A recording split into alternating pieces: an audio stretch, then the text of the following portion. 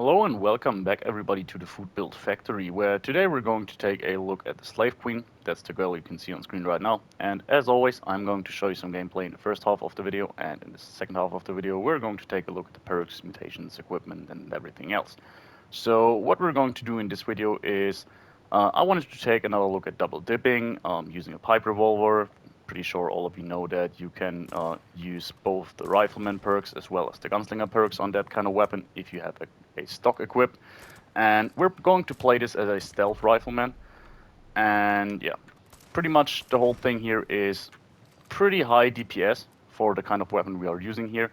And overall just doing surprisingly good with surprisingly little. That's basically the whole idea behind this build. That's why it's also slave, kind of an escaped slave character. Um, just making use of just some scrap, basically. We have the licensed plumber perk equipped, and yeah, a bit imprecise here. But one thing to take note of is, as so often when I'm using these kind of receivers that increase my fire rate, it works better in first person. So for some reason, the fire rate doesn't increase in third person, so that doesn't make it so you can't use third person at all. Um, okay, interesting here. Two different legacies, not legacies, legendaries. Um, can't recall ever having that here. I mean, the vampire scattering laser is okay, pretty good, solid weapon, but yeah, I digress. Back to the topic. Um, yeah, as always, when I'm doing that, yeah, what I wanted to talk about is third person isn't out of the table oftentimes. Like in this situation here, when you deal with single targets, it's absolutely fine to not make use of the increased fire rate because yeah, you can still handle stuff. Really, you want to go into first person once you have tougher situations with multiple enemies. But yeah, for the rest of the video, I'm trying to do it in first person just so you can see basically the benefit of this build here. What I'm using here is a tuned receiver. So in the past, I have taken a look at multiple weapons, talking about the hunting rifle, different revolvers and such, using the hair trigger receivers. And yeah, just because you're missing out on a little bit of damage, or in some cases even quite a lot of damage, you're still ending up with a higher DPS just by having way faster fire rate. And in addition to that, one thing that the receivers do, which isn't really stated in their description, is also increasing the reload time. So overall, that leads to a very beneficial gameplay here. Let's just pick a fight with these raiders. And as you can see there, we can really dispatch our foes fast. Now, given we haven't really fought anything too tough so far, but we'll come to that in a second. And yeah, I really love the pipe revolver just for the double dipping. I think it's a very nice thing. I mean, it most likely was a bug from the beginning of the game, but I'm happy they left that in just because yeah, still you can do a lot of very unique builds with these kinds of double dipping, and they're still not overpowered. So I feel like it's nice to have this ability here. And really, this extremely fast fire rate and fast reload speed on the weapon transforms it into something very different, in my opinion. It plays very different than you might expect. Now, in the past, I have shown off a hair trigger receiver on a pipe revolver before. Was a quad explosive at that time, and I used it in order to get away with not using stealth. Just so yeah, we could do a lot of damage still. But on this occasion, I have a mutants faster fire rate, faster reload pipe revolver, which is a weapon. While initially it looks relatively good, I'm sure a lot of people would just straight up dismiss or skip again just because they assume it's absolute garbage. I mean, at least nowadays, a lot of people know that faster fire rate isn't exactly lost on single action weapons. There was a time when a lot of people actually thought it didn't do anything. But really, this in combination with the receiver we are using makes it, in my opinion, a pretty great weapon. Um, Obviously, in terms of the prefix, we could do a lot better. Mutants is just super meh, in my opinion. Like, sure, it's a 25% damage bonus, but it's just a 25% damage bonus. So what I would like to have instead would be anti-armor. Quad would actually be very interesting on this weapon. For the video though, I wouldn't like to have it anyways, just because, yeah, as I said, last time I was showing a double dipping pipe revolver, it was a quad version, and yeah, instigating, not really what I would be looking for. Aristocrats, junkies, bloodied, you know the thrill. Those could obviously be all very good, but yeah, for the sake of the video, mutants will do it. Just because, yeah, the main point here is just the fire rate. And here we see where the weapon shines. Multiple enemies, small groups, relatively weak enemies, but uh, even the Scorch Beast, I think it was relatively easy. I definitely had harder times with different builds in the past. So yeah, let's just see. Third person it is. For some reason, this might be just biased, but I think biased is the wrong word here. I might be wrong on this, but um, while the fire rate seems to be lower in third person, for some reason I feel like the reload speed is faster. Like, look at that. It's crazy. And in first person, it's still fast. Alright, now that I'm looking at it, I think it's quite the same. It just looks faster in third person. Um, anyways, I digress again. Okay, going for the thrusters on this occasion, obviously. Now these guys like to hide within that fire truck, which is always something that struck me as odd, but yeah,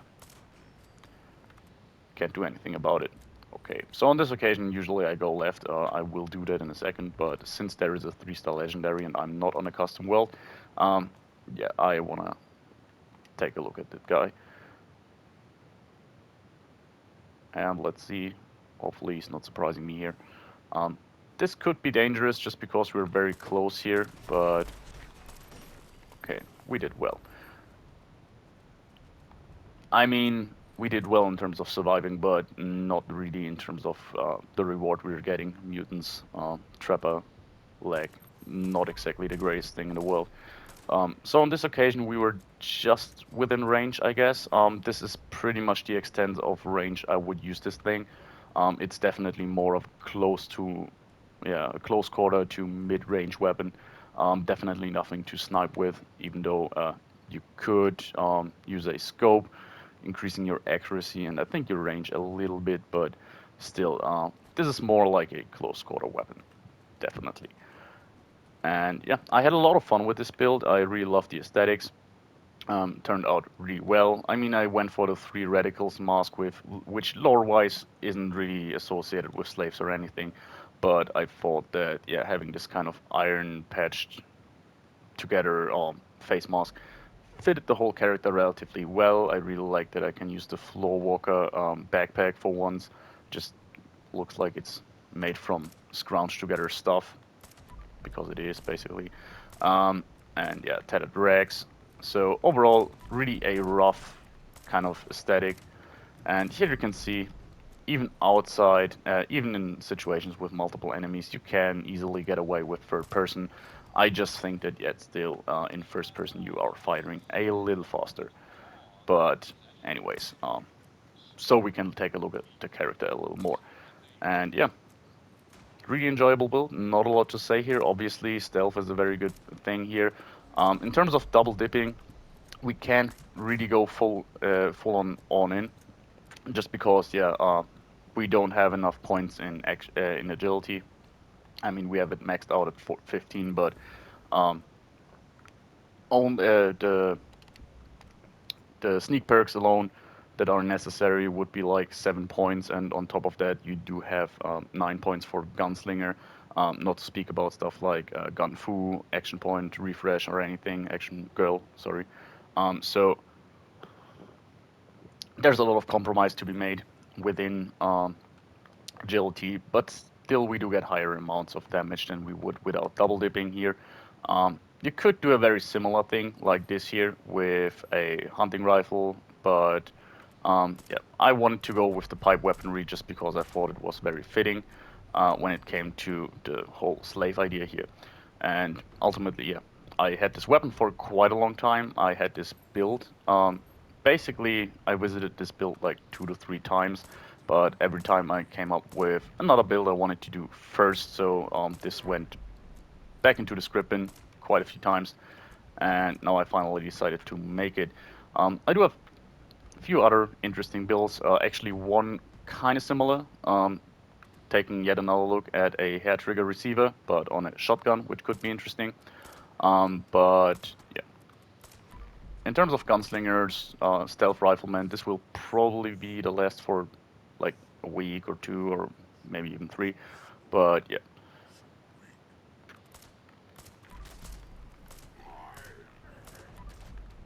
The only thing that can be left to desire is a little bit more accuracy. Would be nice. You do miss shots every now and then, but it doesn't feel painful just because you can use follow-up shots so fast. So missing shots isn't really the end of the world here. It's really satisfying though. Like really satisfying to use this little pea shooter in order to take down level 100 super mutants and such with 2 to 3 shots. Really, yeah, there's not a lot left to be desired. And even in really in endgame content, I mean, you're not going to solo the queen. That's not up to debate here.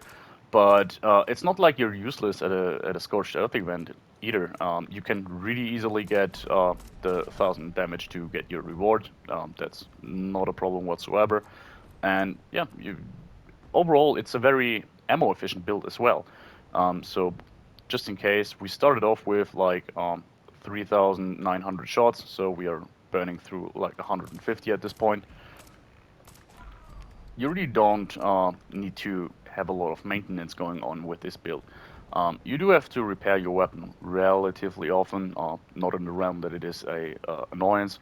It's still holding together pretty well. But yeah, it's cheap to repair. The ammo is quite plentiful. We're using 45 ammo here, which is one of the most common ones, I would guess. Like, yeah, it's used for a lot of weapons that definitely burn through it a little faster. So you shouldn't have a problem maintaining a healthy supply of that as well. In terms of aesthetic, there's a lot of weapons that could go well with this build. You can obviously further use other double dipping weapons. In this case, basically the pipe bolt action weapon.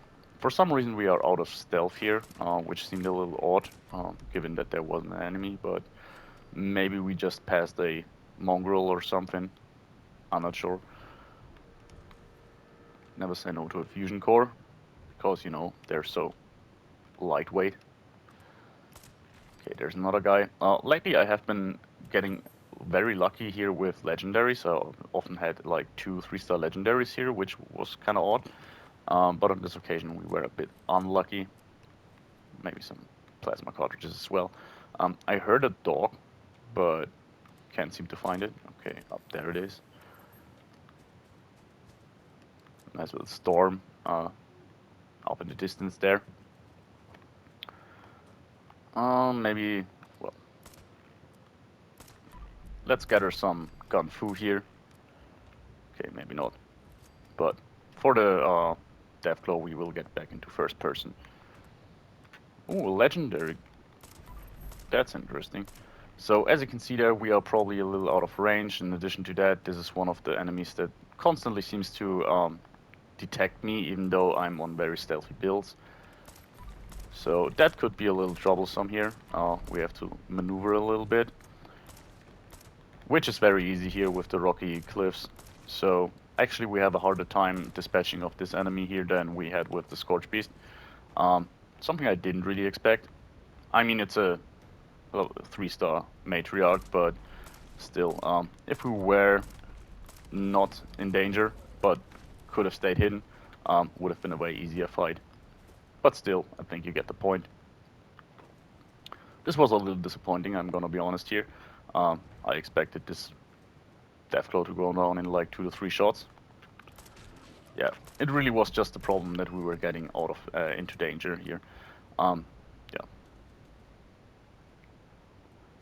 Let's take another shot at those mutants there. For this time around, I think we can go back into third person. It's just something you have to find out for yourself, to be honest. Makes the gameplay a little slower.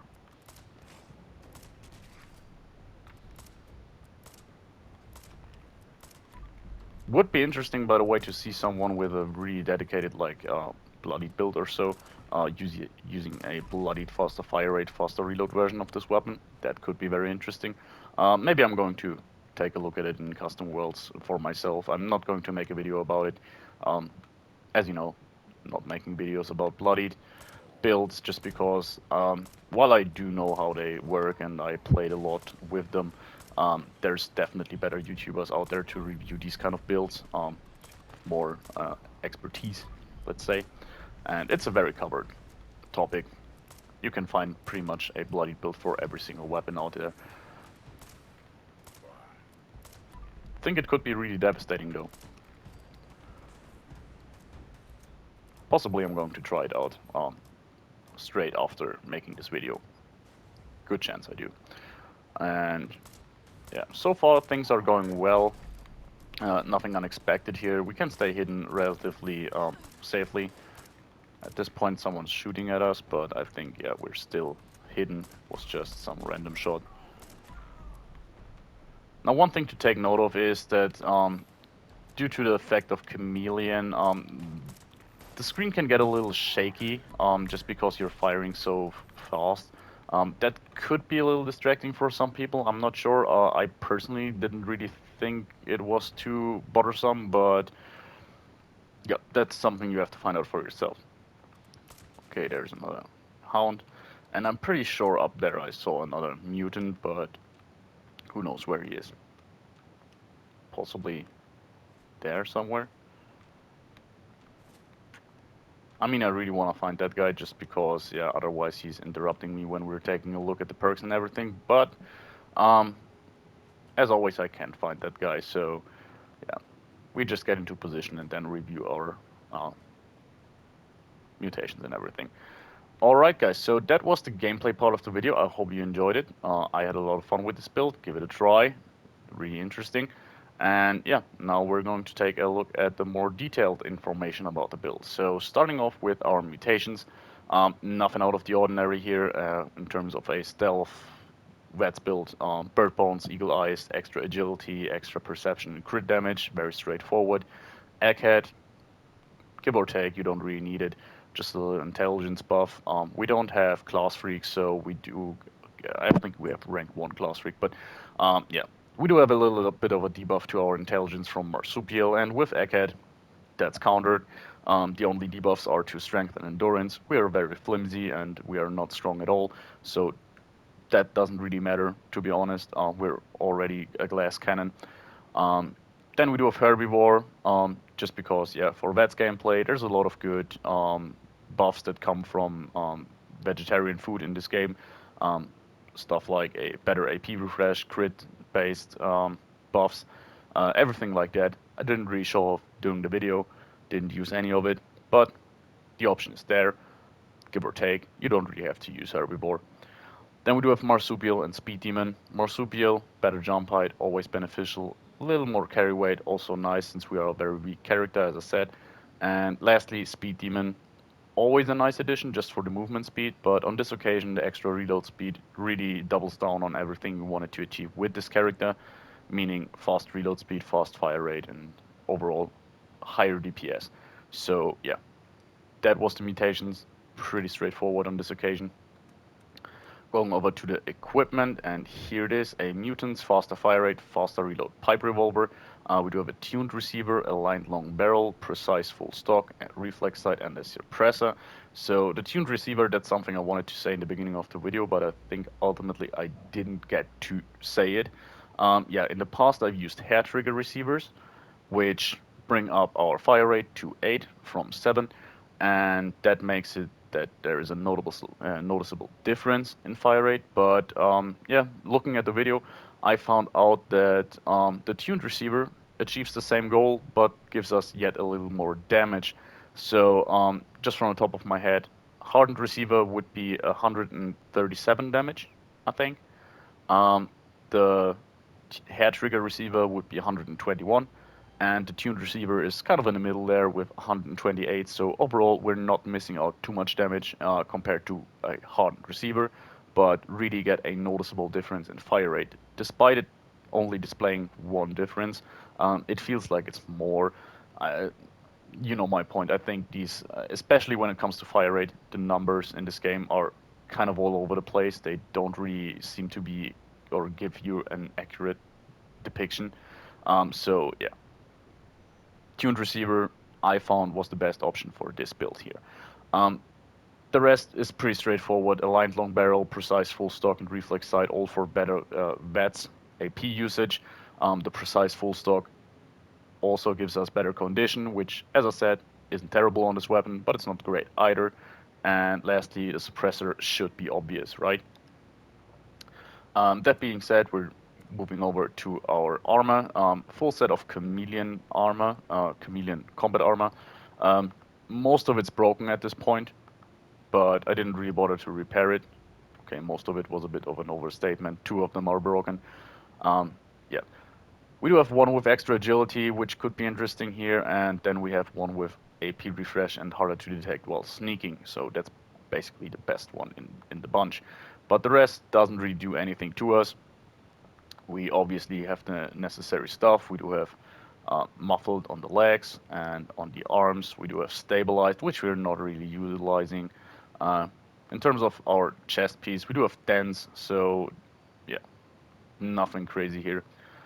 As under armor, shielded long johns, you can do whatever you like here, but the raider stuff, as so often, is probably the best pick. Better perception and agility, better sneak and bets accuracy. So very straightforward here. And that leaves us with the perks. So starting off with 2 strength, bandolier, 90% less ballistic weapon ammo weight. Um, yeah, we're using ballistic ammo, so reducing its weight, nice to have for basically 1 perk point investment, 2 perk point investments. So yeah, pretty straightforward. Then it gets interesting with perception. So we do have rifleman, expert, and master rifleman at rank 2. Tank Killer at rank 3, Ground Pounder at rank 3, and lastly, Concentrated Fire at rank 3. So, yeah, there could be a little difference here in how you do it. You could go with rank 1 of Concentrated Fire and max out 2 of the Rifleman perks instead, giving you a little bit more damage, but ultimately, this is what I wanted to go with. Ground Pounder, very important here to further double down on our reload speed. Tank Killer, obviously one of the better perks here. Better armor penetration is very beneficial.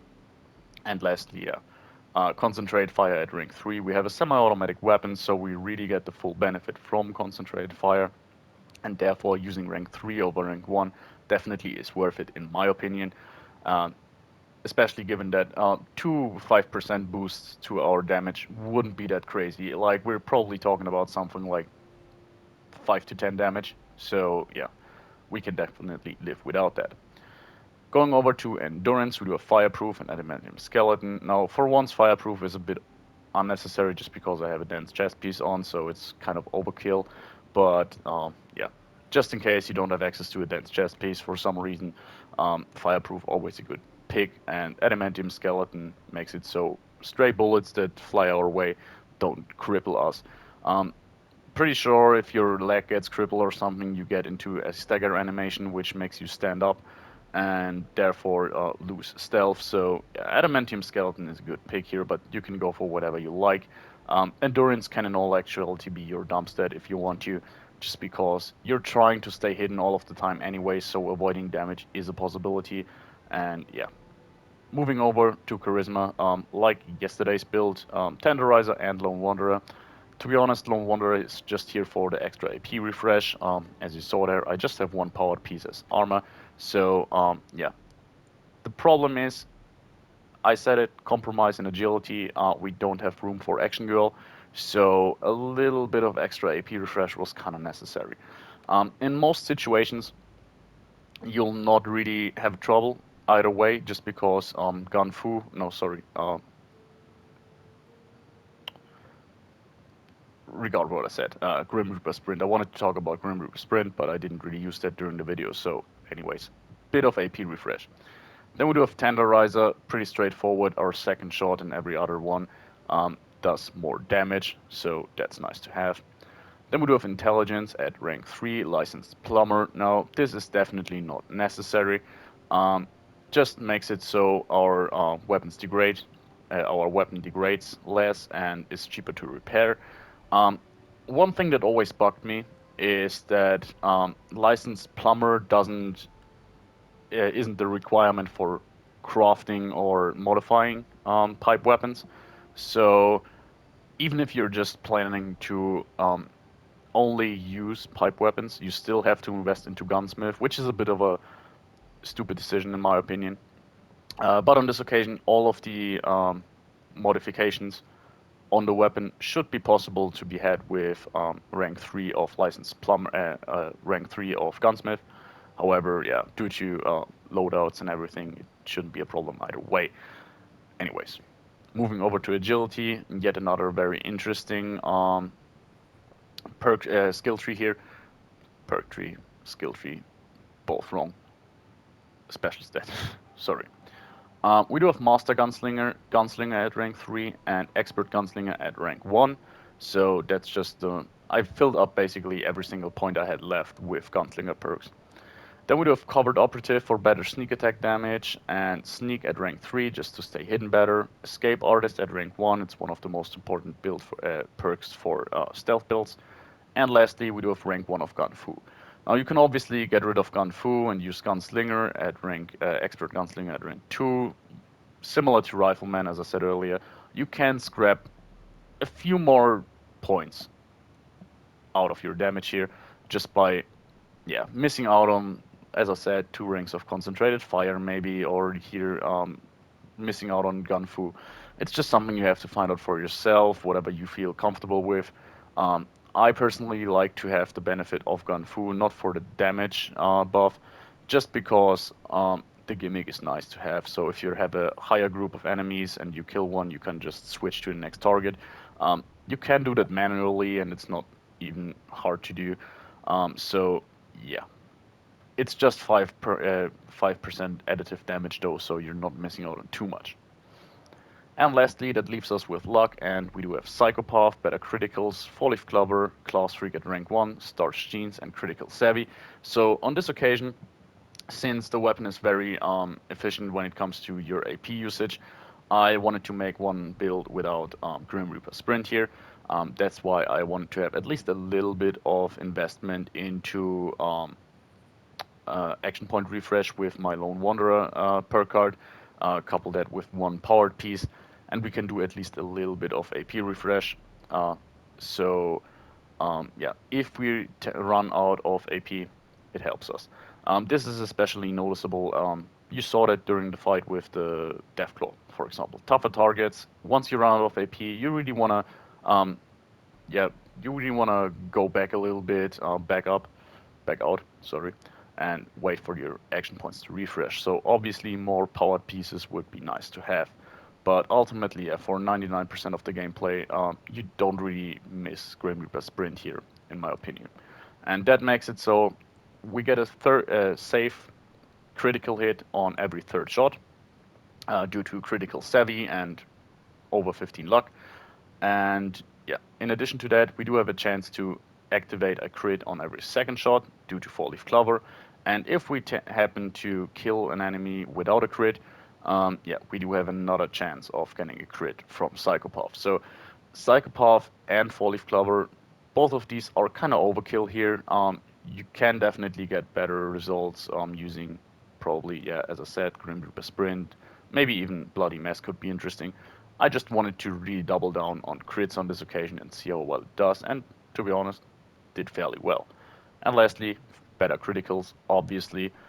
We want to do as much crits as possible here, and yeah, boosting their damage is nice to have. Class Freak at rank 1 just because we wanted to have max luck, and that left us with 1 perk point, and yeah, in that situation, 1 rank of Class Freak is never a bad decision. And lastly, Starch Genes. Want to keep our mutations, not get any new ones. So taking a look at legendary perks here, as so often a lot of them are kind of boring. A bit of extra stats, sorry, bit of extra special stats from legendary perks like legendary endurance, perception, agility, and luck. So nothing out of the ordinary here.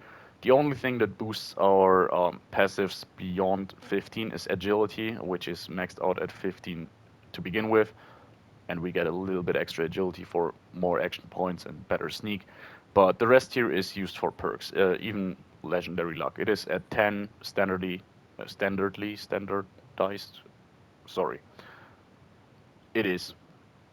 We do have luck 10, and luck legendary luck makes it 15. So yeah. Then we do have ward rats just for convenience. You know the thrill. You don't really need ward rats. You can use whatever you like here. I just like to have it so I don't have to use red away, quite simply. And lastly, the most important one here, follow through. Obviously, higher ranks would be very interesting here, but yeah, for us, rank 2 will do. I just don't have the legendary per coins to rank it up higher. And yeah, that was it. I hope you enjoyed it, guys. Was a little bit of a surprise. Yesterday I said that I will probably not make another video this week, but yeah. Surprisingly, I had a little more time than I thought, and that's why I made this build here. So yeah, hope you enjoyed it, and see you next time. Bye.